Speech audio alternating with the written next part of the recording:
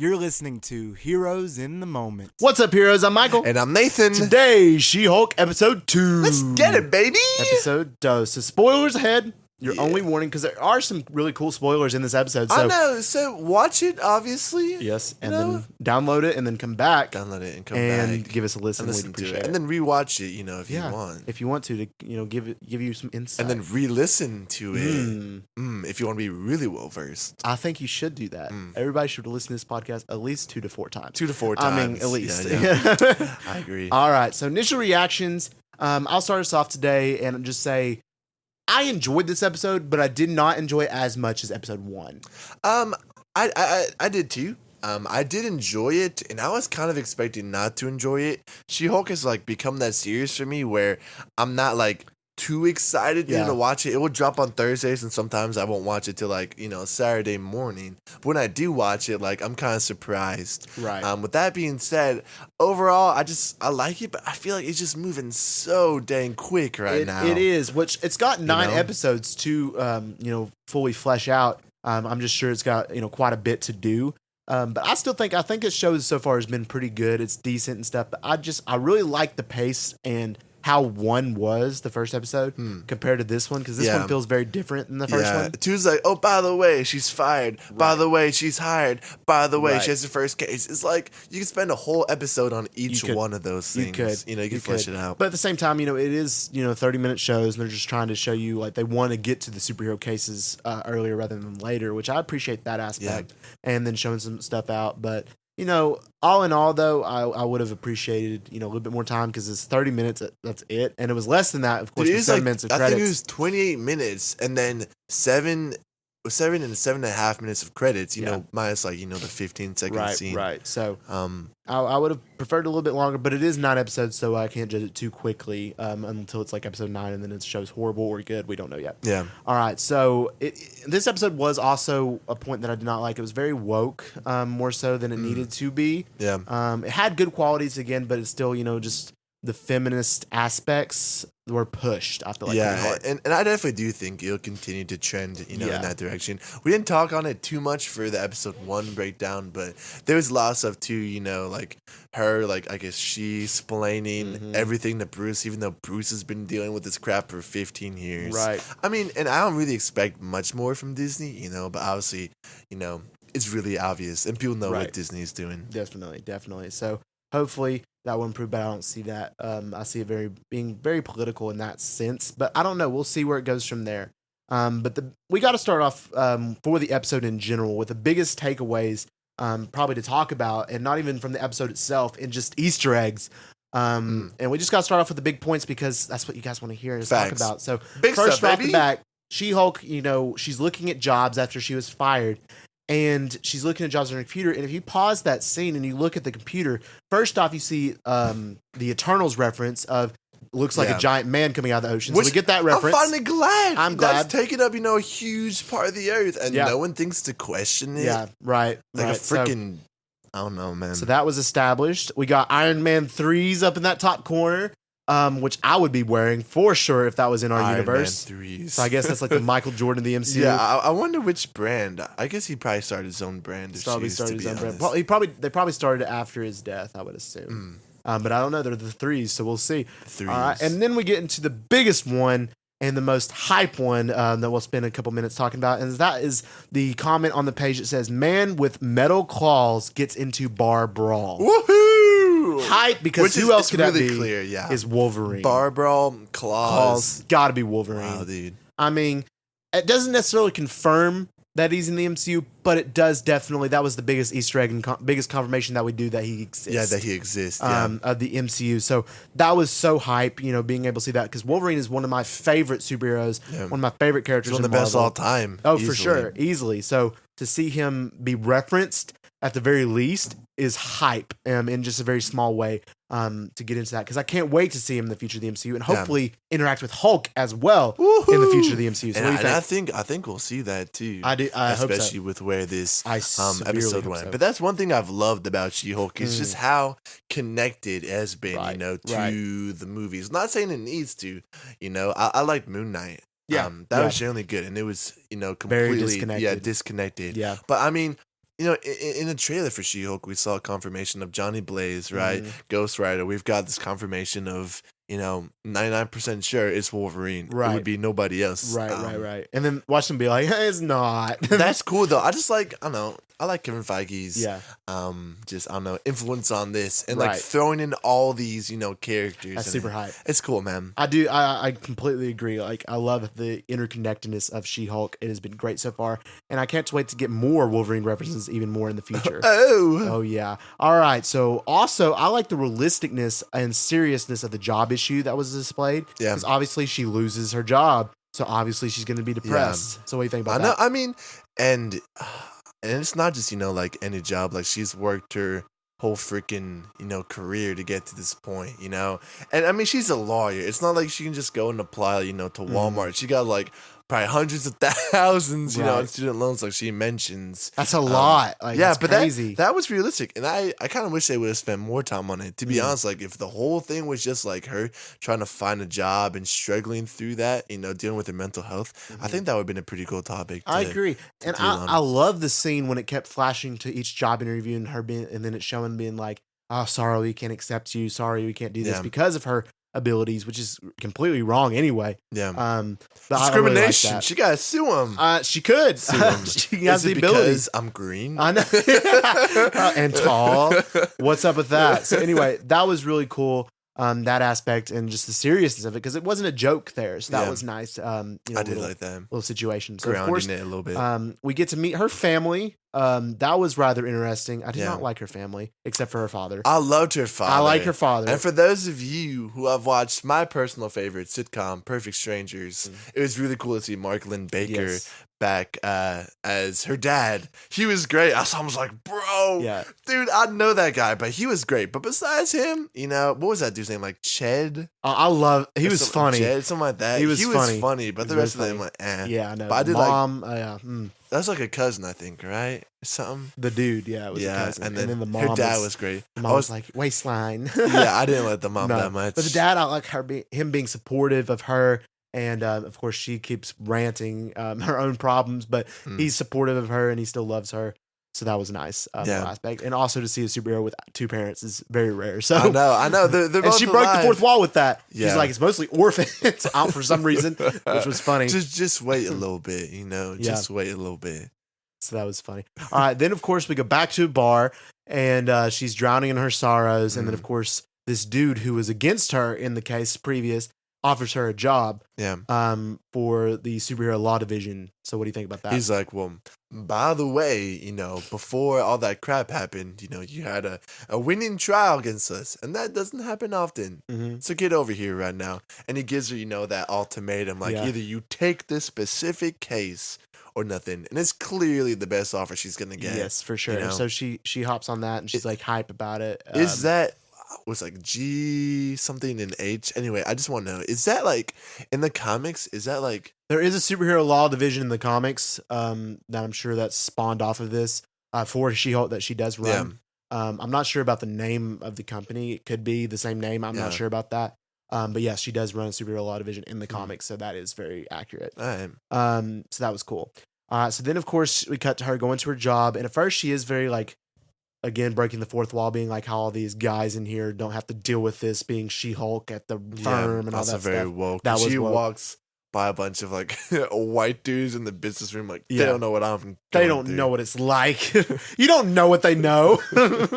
Anyway, so she walks into her office, you know, has her paralegal. Also, I really don't like her best friend, if to be honest. She's like Aquafina, but if Aquafina was absolutely terrible. Yeah, that's really her best friend.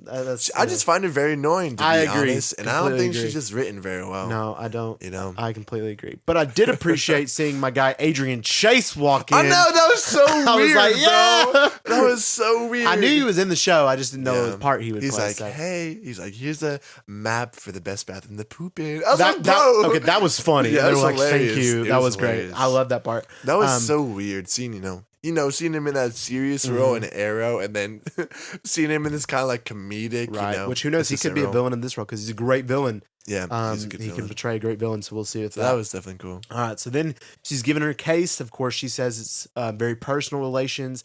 of course, it's Emil Blonsky, who of course tried to kill her cousin Bruce. Yeah. And then he's like, if you don't take this case, then you're done. You're not working for us.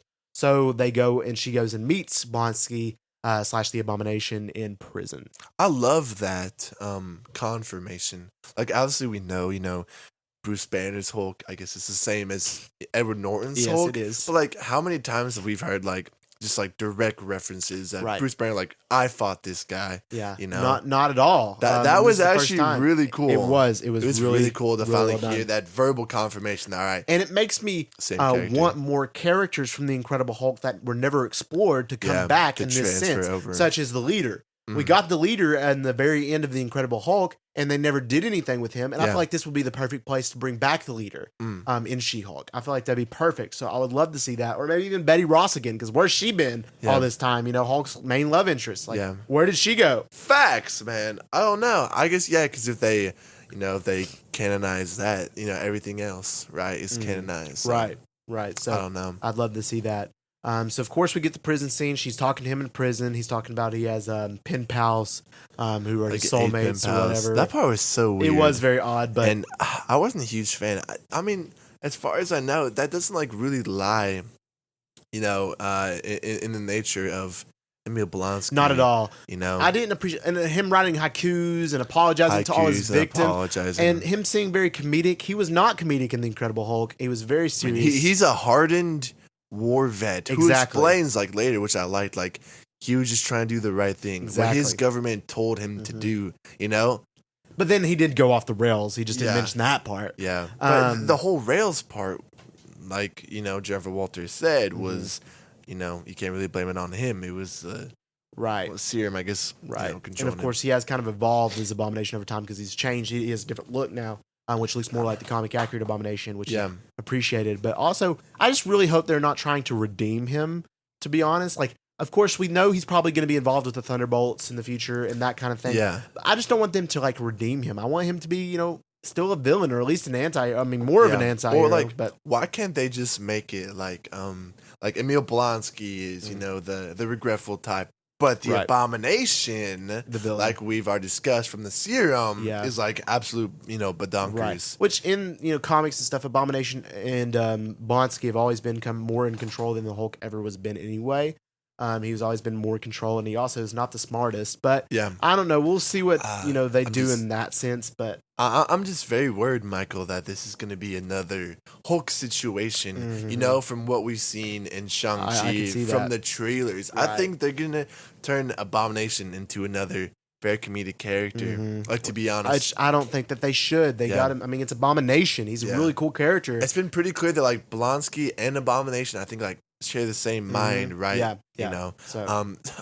I want to see him rage out maybe then, and then as Blonsky be calmer. Maybe like Bruce Banner in that sense, So we'll see. Brothers. Maybe they'll do it right, or maybe they'll do it wrong, and we can just rant about it. We'll see. Keep him an anti-hero, man. Yeah. Yeah. We'll see.